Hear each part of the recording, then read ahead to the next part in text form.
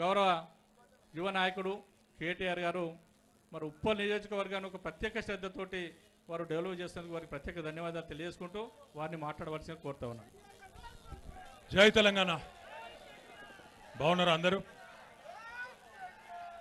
గౌరవనీయులు పెద్దలు, ఉప్పల్ నియోజకవర్గ శాసనసభ్యులు అన్న బేతి సుభాష్ రెడ్డి గారు, గౌరవనీయులు పెద్దలు రాష్ట్ర కార్మిక శాఖ మంత్రివర్యులు అన్న మల్లారెడ్డి గారు, గౌరవనీయులు నగర మేయర్ శ్రీమతి గద్వాల్ విజయలక్ష్మి గారు, డిప్యూటీ మేయర్ గారు గౌరవనీయులు శ్రీలత గారు, గౌరవ శాసన మండలి సభ్యులు సోదరుడు నవీన్ గారు, మాజీ మేయర్ సోదరుడు యువకుడు బొంతు రామ్మోహన్ గారు, గౌరవనీయులైన బండారి లక్ష్మారెడ్డి గారు, గౌరవనీయులైన వేదికపై ఆసీనులైన స్థానిక కార్పొరేటర్ దేవేందర్ రెడ్డి గారు, గౌరవనీయులైన ప్రభుదాస్ గారు.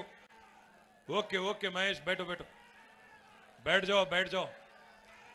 అదేవిధంగా వేదికపై ఆసీనులైన గౌరవ కార్పొరేటర్లు శ్రీదేవి గారు, మాజీ కార్పొరేటర్లు సోదరులు అంజయ్య గారు, జ్యోత్స్న గారు, మన సోదరుడు కార్పొరేటర్ గారు స్వర్ణరాజ్ కుమార్ గారు, స్వర్ణరాజ్ గారు, అదేవిధంగా హనుమంతరెడ్డి అన్న గారు, నందారెడ్డి అన్న గారు, అదేవిధంగా పీర్జాదిగూడ మేయర్ గారు వెంకటరెడ్డి గారు, మన సోదరి గీతా గారు, సోదరి మన శాంతి శేఖర్ గారు, బోడుప్పల్ డిప్యూటీ మేయర్ గారు, అదేవిధంగా వేదికపై ఆసీనులైన గౌరవ ప్రజాప్రతినిధులందరికీ ఇంత పెద్ద ఎత్తున ఇంత పొద్దున్నే మాకు స్వాగతం పలికిన అక్కలకు, చెల్లెళ్లకు, అన్నలకు, తమ్ముళ్ళందరికీ, పాత్రికేయ మిత్రులకు పేరు పేరున అందరికీ శిరస్సు వంచి హృదయపూర్వకంగా నమస్కారాలు తెలియజేసుకుంటా ఉన్నా.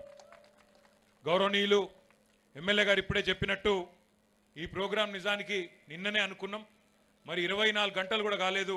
ఇంత బ్రహ్మాండంగా ఏర్పాటు చేసినందుకు ఉప్పల్ నియోజకవర్గ నాయకత్వం మొత్తానికి హృదయపూర్వకంగా నేను ఒకసారి గట్టిగా మీరు సపోర్ట్లు కొట్టుకోరా, మీకే సపోర్ట్లు కొట్టు, మీ అందరికీ కూడా హృదయపూర్వకంగా అభినందనలు. ఈరోజు ఉప్పల్లో ఏమేమి చేస్తున్నామో ఒక్కసారి మీకు చెప్పవలసిన అవసరం ఉన్నది. మల్లాపూర్లో పక్కనే ఎమ్మెల్యే గారి నాయకత్వంలో, మీ కార్పొరేటర్ గారి నాయకత్వంలో, జిహెచ్ఎంసీ ఆధ్వర్యంలో బ్రహ్మాండంగా ఇక్కడ వైకుంఠ ధామాన్ని చాలా చక్కగా డెవలప్ చేసినారు. చాలా బాగుంది నిజంగా కూడా. హైదరాబాద్లో ఒకప్పుడు జూబ్లీహిల్స్లో మహాప్రస్థానం ఒక్కటే ఉంటుండే, శ్మశాన వాటిక బాగున్నది అంటే. జర పక్కకు పోయినప్పుడు మా అక్క చెల్లెలు ఒకసారి చూడుండ్రి ఎంత బాగా చేసినరో, ఎంత చక్కగా అయిందో.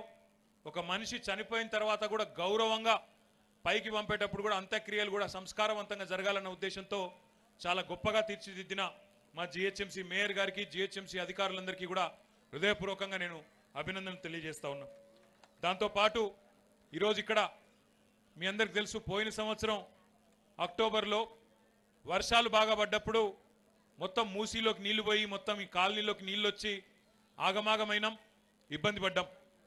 ఆ క్రమంలో ఆనాడే నిర్ణయం తీసుకున్నాం, కొత్తగా నాలాలు కూడా ఎట్లయితే రోడ్లు, ఫ్లైఓవర్లు కట్టుకుంటున్నామో నాలాలు కూడా బ్రహ్మాండంగా కట్టుకోవాలన్న ఉద్దేశంతో దాదాపు 900 పైచిలకు కోట్ల రూపాయలతో వ్యూహాత్మక నాలాల అభివృద్ధి ప్రణాళిక పెట్టుకున్నాం.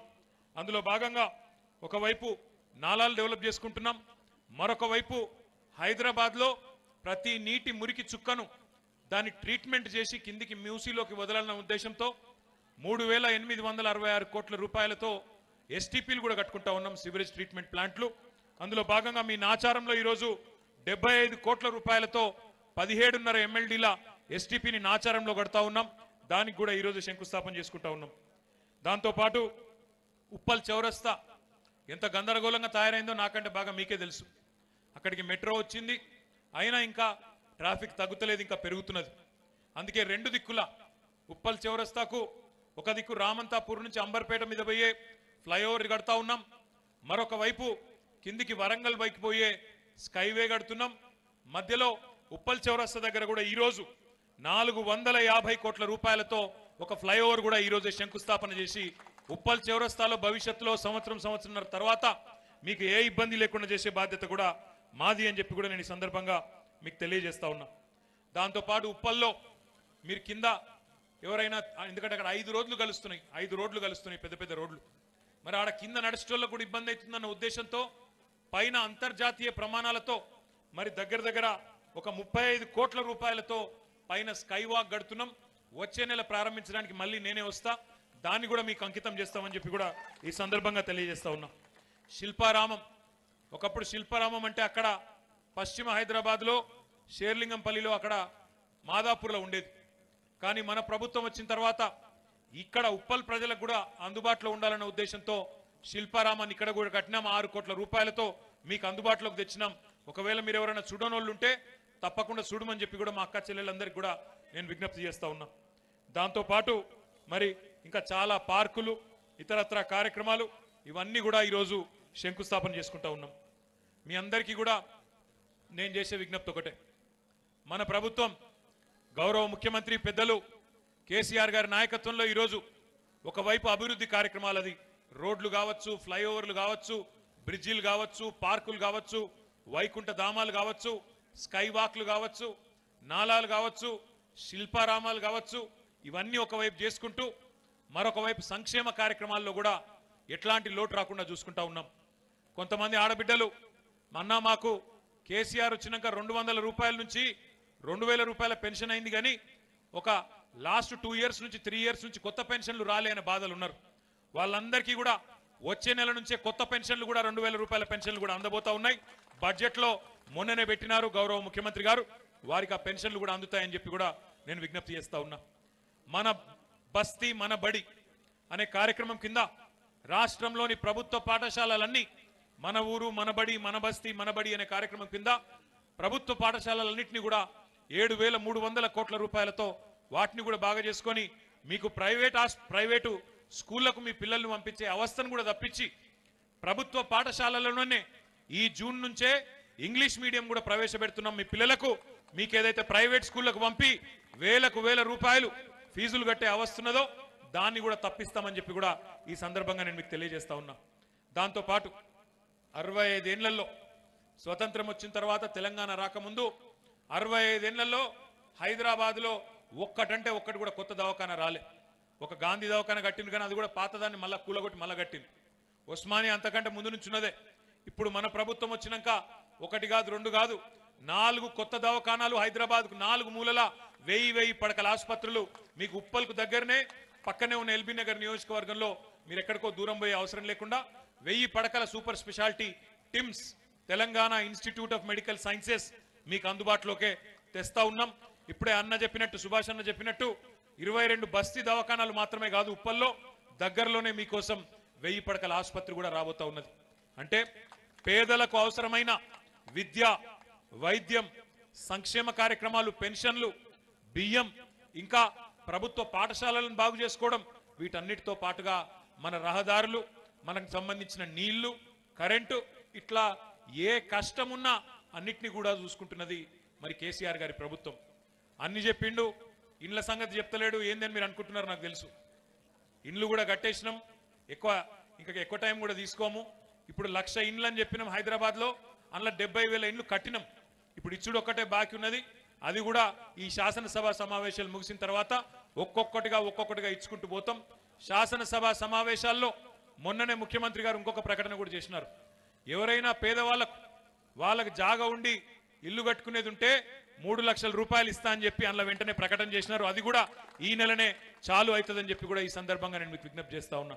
ఇట్లా 1, 2 కాదు, ఎన్నో బ్రహ్మాండమైన కార్యక్రమాలు పేదలకు సంబంధించి చేసుకుంటూ ముందుకు పోతా ఉన్నాం. నేను మిమ్మల్ని అందరినీ కోరేది ఒకటే, 65-60 ఏళ్లలో జరగని ఎన్నో పనులు ఈ 10 ఏళ్లలోనే మన కళ్ళ ముంగటనే కనబడతా ఉన్నాయి.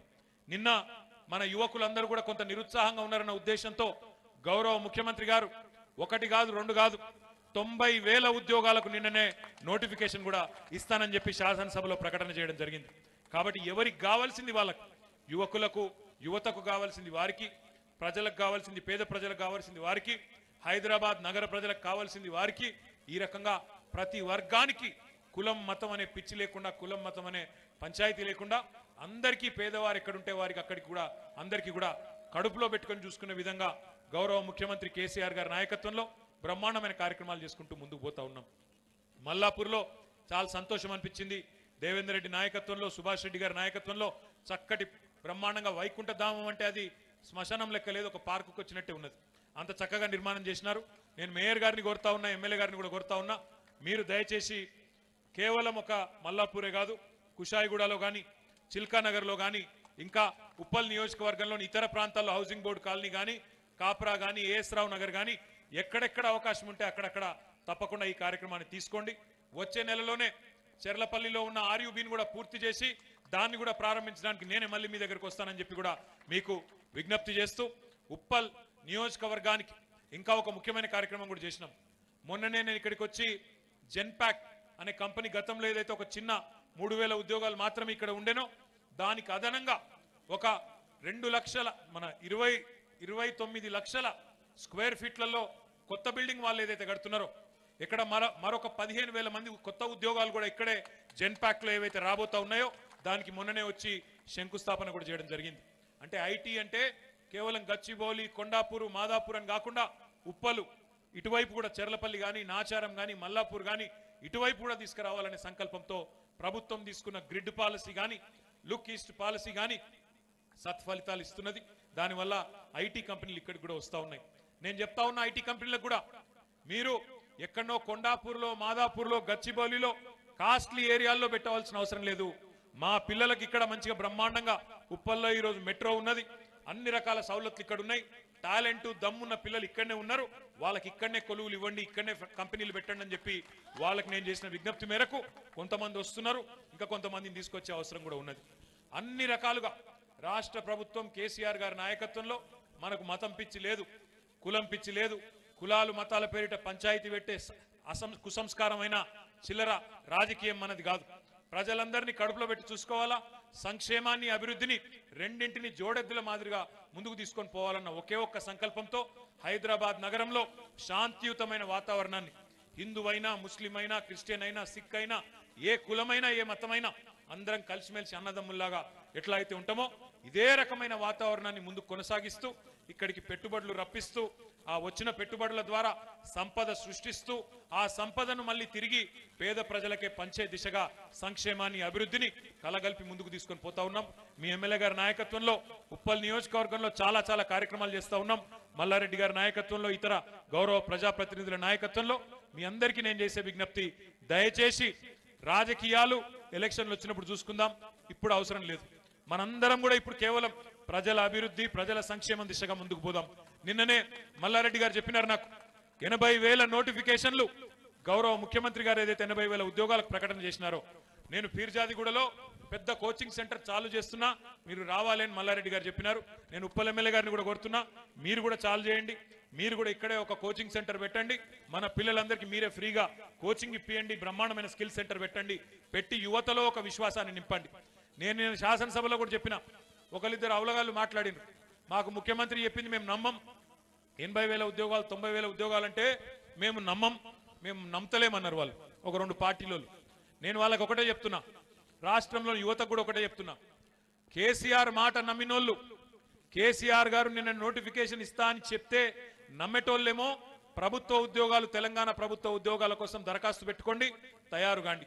ఒకవేళ కేసీఆర్ మాటలు నేను నమ్మం అనేటోళ్ళు ఎవరైనా ఉంటే, మోడీ గారు చెప్పిండు 2 కోట్ల ఉద్యోగాలు ఇస్తా సంవత్సరానికని, మీరు తప్పకుండా దానికి దరఖాస్తు పెట్టుకోండి. ఆ పకోడీ ఉద్యోగాలు, ఆ గోబర్ ఉద్యోగాలు తప్పకుండా మీకే వస్తాయి, మాకు అభ్యంతరం లేదు. నోటికొచ్చినట్టు మాట్లాడు కాదు, అభివృద్ధి విషయంలో చేతనైతే పోటీ పడే పరిస్థితి ఉండాలి, కానీ ఎటుబడితట్టు మాట్లాడడం, పిచ్చి పిచ్చి మాటలు మాట్లాడడం, మతం పేరు మీద, కులం పేరు మీద రాజకీయం చేయడం కాదు. పద్ధతి ప్రకారం అభివృద్ధిలో అందరినీ కలగలిపి ముందుకు తీసుకొని పోతా ఉన్నాం, రాజకీయాలకు అతీతంగా తీసుకొని పోతా ఉన్నాం.